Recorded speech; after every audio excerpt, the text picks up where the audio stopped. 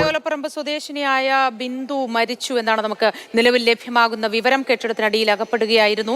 ശുചിമുറി ഉപയോഗിക്കാനായി പോയ സമയത്താണ് അപകടമുണ്ടായത്. കാലപ്പഴക്കം ചെന്ന കെട്ടിടത്തിന്റെ ഒരു ഭാഗം അടർന്നു വീഴുകയായിരുന്നു. അഭിലാൽ വിവരങ്ങളുമായി ചേരുന്നുണ്ട്. അഭിലാൽ, ആ സ്ത്രീ മരിച്ചു എന്ന ദുഃഖകരമായ വാർത്തയാണ് നിലവിൽ വരുന്നത്, അല്ലേ?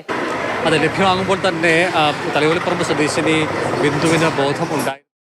അപകടം നടന്ന ഏറെക്കുറെ 2 മണിക്കൂർക്ക് ശേഷമാണ് അതിൻ്റെ അവശിഷ്ടങ്ങളിൽ നിന്നും ബിന്ദുവിനെ കണ്ടെത്തുന്നത്. അതിൽ തന്നെ അവരുടെ ഭർത്താവ് ബിന്ദുവിനെ കാണാനില്ല എന്നുള്ള വിവരം അധികൃതരെ അറിയിച്ചിരുന്നു. അതിൻ്റെ അടിസ്ഥാനത്തിൽ കൂടി വളരെ സൂക്ഷ്മമായുള്ള നിരീക്ഷണമാണ് പിന്നീട് ഉണ്ടായത്. അങ്ങനെ ഏറെക്കുറെ 1 മണിക്കടുത്ത സമയത്താണ് കെട്ടിടാവശിഷ്ടങ്ങൾക്കിടയിൽ നിന്നും ബിന്ദുവിനെ കണ്ടെത്തിയത്. ആ സമയത്ത് അവർക്ക് ബോധം മറഞ്ഞ അവസ്ഥയിലായിരുന്നു. അങ്ങനെ തീവ്രപരിചരണ വിഭാഗത്തിലേക്ക് എത്തിച്ചു. അങ്ങനെ ആദ്യഘട്ടത്തിലെ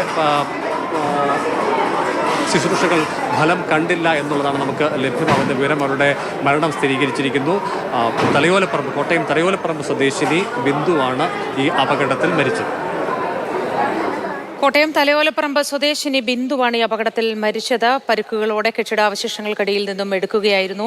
കുറേ നേരമായി കാണാനില്ല എന്ന വിവരം ലഭ്യമായിരുന്നു. അതിനുശേഷം ഈ തെരച്ചിൽ ഊർജിതമാക്കണം എന്ന് ചാണ്ടി ഉമ്മനടക്കമുള്ള പൊതുപ്രവർത്തകർ ആവശ്യപ്പെട്ടിരുന്നു. അതേ തുടർന്ന് കുറച്ചുകൂടി ഊർജിതമായി ഈ തെരച്ചിൽ നടത്തിയ ശേഷമാണ് ബിന്ദുവിനെ കെട്ടിടാവശിഷ്ടങ്ങൾക്കിടയിൽ നിന്നും പുറത്തെടുക്കാൻ കഴിഞ്ഞത്. ഉടൻ തന്നെ തീവ്രപരിചരണ വിഭാഗത്തിലേക്ക് മാറ്റിയിരുന്നു. പക്ഷേ ഇപ്പോഴിതാ മരണം സ്ഥിരീകരിക്കുകയാണ്.